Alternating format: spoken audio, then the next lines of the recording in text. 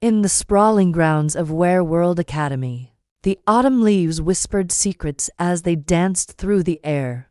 The sun hung low in the sky, casting a golden glow over the three unlikely friends who had lost their powers.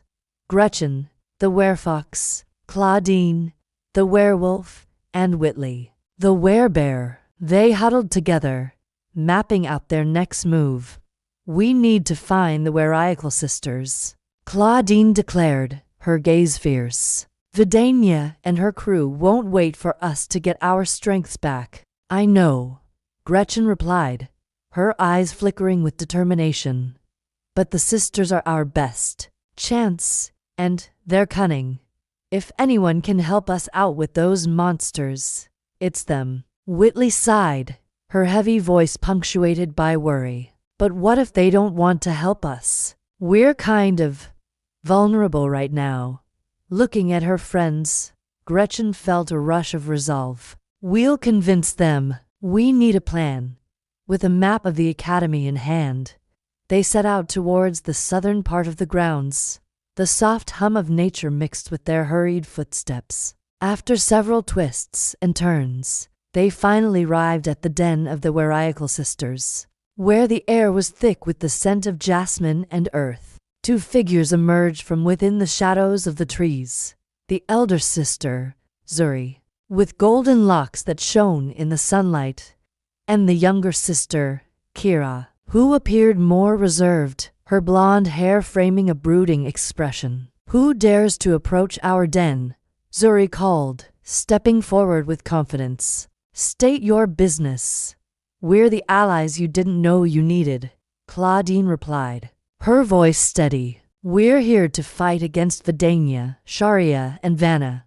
We heard you're the ones who can help us." Zuri crossed her arms, intrigued. "And why should we trust you? You come to us powerless and defeated. What can you offer?" Whitley spoke up, her eyes earnest. "We may have lost our powers, but our determination is stronger than ever. Vidania and her allies threaten everything we hold dear. If we don't stand together, we could all fall."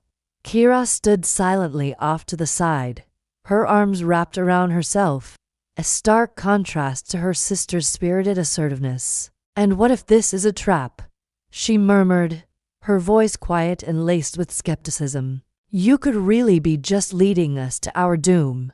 Gretchen took a step forward, her heart pounding. "I get it, Kira. You're cautious, and you have every right to be. But look round. The academy is under threat. If you don't join forces with us, you're just as vulnerable as we are." Kira's icy gaze softened slightly as she studied the group, her brow furrowed. "And what if you fail?"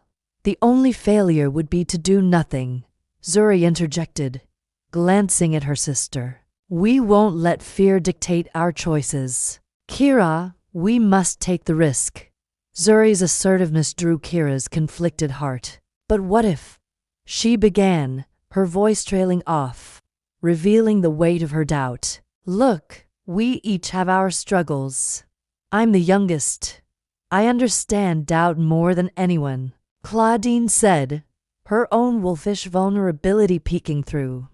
"But I also believe in teamwork. Together, we can find a way to regain our powers and protect our home."